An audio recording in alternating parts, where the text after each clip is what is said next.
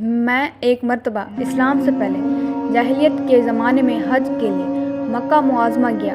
وہاں بیت اللہ کا طواف کر رہا تھا۔ میں نے ایک ایسے شخص کو دیکھا جو بہت بوڑھا اور بہت لمبے قد کا تھا۔ وہ بیت اللہ کا طواف کر رہا تھا اور کہہ رہا تھا، اے میرے پروردگار، میری سواری کو محمد کی طرف پھیر دے، اسے میرا دست و بازو بنا دے۔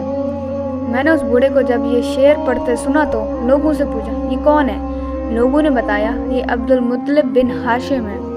انہوں نے اپنے پوتے کو اپنے ایک اونٹ کی تلاش میں بھیجا ہے۔ وہ اونٹ گم ہو گیا ہے اور وہ پوتا ایسا ہے جب بھی کسی گم شدہ چیز کی تلاش میں اسے بھیجا جاتا ہے تو وہ چیز لے کر ہی آتا ہے۔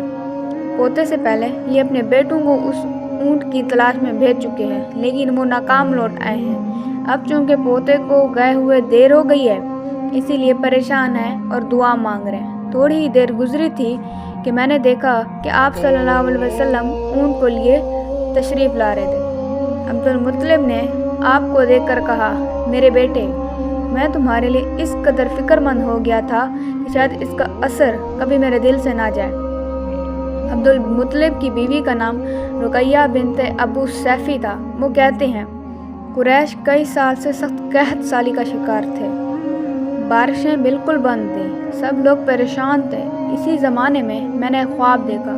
کوئی شخص خواب میں کہہ رہا تھا، اے قریش کے لوگوں، تم میں سے ایک نبی ظاہر ہونے والا ہے، اس کے ظہور کا وقت آ گیا ہے، اس کے ذریعے تمہیں زندگی ملے گی، یعنی خوب بارشیں ہوں گی، سرسبزی اور شادابی ہوگی۔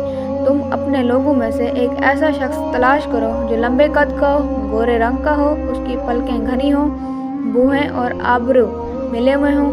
وہ شخص اپنی تمام اولاد کے ساتھ نکلے اور تم میں سے ہر خاندان کا ایک آدمی نکلے، سب پاک صاف ہوں اور خوشبو لگائیں۔ وہ حجرہ اسود کو بوسہ دیں، پھر سب جبل ابو قیس پر چڑھ جائیں۔ پھر وہ شخص جس کا حلیہ بتایا گیا ہے آگے بڑھے اور بارش کی دعا مانگے۔ تم سب آمین کہو تو بارش ہو جائے گی۔ صبح ہوئی تو رقیہ نے اپنا یہ خواب قریش سے بیان کیا۔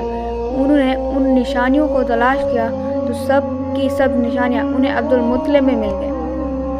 چنانچہ سب ان کے پاس جمع ہوئے، ہر خاندان سے ایک ایک آدمی آیا، ان سب نے شرائط پوری کی۔ اس کے بعد سب ابو قیس پہاڑ پر چڑھ گئے۔ ان میں نبی کریم صلی اللہ علیہ وسلم بھی تھے۔ آپ اس وقت نوعمر تھے۔ پھر عبد المطلب آگے بڑھے۔ انہوں نے یوں دعا کی، اے اللہ، یہ سب تیرے غلام ہیں، تیرے غلاموں کی اولاد ہیں، تیری باندیاں ہیں، تیری باندیوں کی اولاد ہیں۔ ہم پر جو برا وقت آ پڑا ہے تو دیکھ رہا ہے، ہم مسلسل قحط سالی کا شکار ہیں۔ اب اونٹ، گائیں، گھوڑے، کھچر اور گدھے سب کچھ ختم ہو چکے ہیں اور جانوروں پر بن آئی ہے، اس لیے ہماری یہ خشک سالی ختم فرما دیں، ہمیں زندگی اور سرسبزی اور شادابی عطا فرما دیں۔